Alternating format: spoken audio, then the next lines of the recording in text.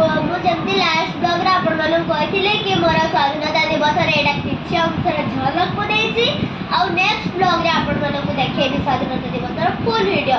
तो फाइनली आज आपण माने से वीडियो को जा पाउछन्ती। तो चलो तो देखबा मोर केमती स्वाधीनता दिवस रे भाषण दिला। कमल शीतल निर्मल रवि किरण धर्मपृष्ठ को करिछि आवरण बरसा रानी रो बारिधार को संकटे घेनी आगत श्रावण मासर अंतिम पर्याय स्थित एक गहन दिवसर आरंभ उच्च मस्तके साहस सत्य और कर्तव्य को धारण करी परपर उड़ुवा से त्रिरंगा पताका को प्रणाम जणाए।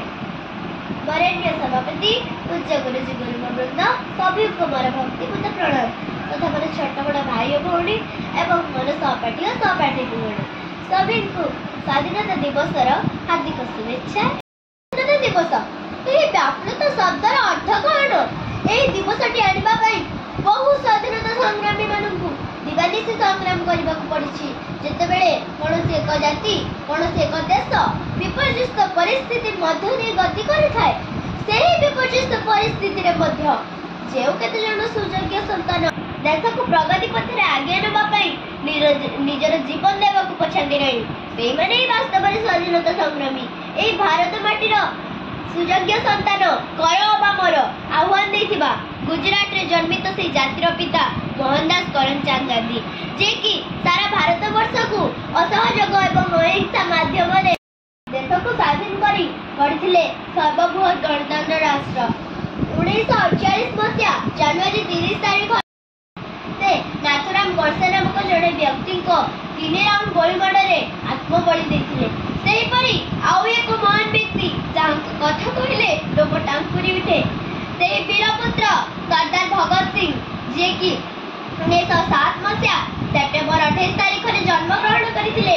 1931 मसिया मार्च 23 तारिख रे मात्र 23 वर्ष बयस रे अति निर्मम भाव रे तांकु इंग्रेज मानक द्वारा हत्या करा जायतिला। से गुंटारे झुलाइला पर मध्य तांको क्रोध कमी नथिला टिक टिक करी हानी पड़ी पकाइले।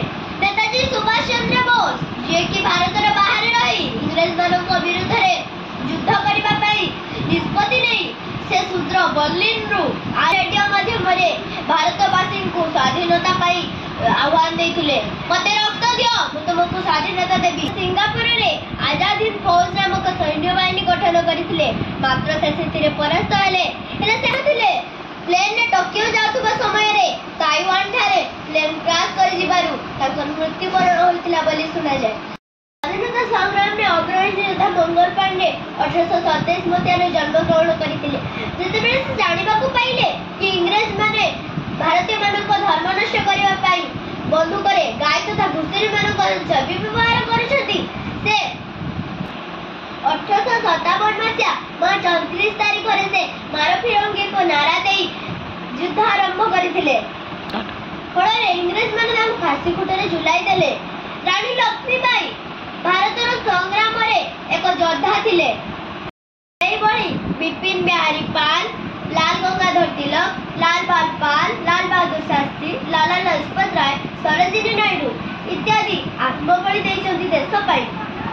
ए महान आत्मा मनक पाई आमे आज स्वाधीन देशर नागरिक तेणु आमे मध्य स्वाधीनता दिवस रे शपथ नबा जे आमे भी देश पाई दृढ़ प्रतिज्ञा भाव शपथ नबा जे आमे भी देश पाई काम करिबा तेबे जाई ए महान आत्मा मनकर से आत्मबलिर सार्थकता मिलिबो। एतिकी कहि मोर वक्तव्य को रखुछि। जय हिंद जय भारत।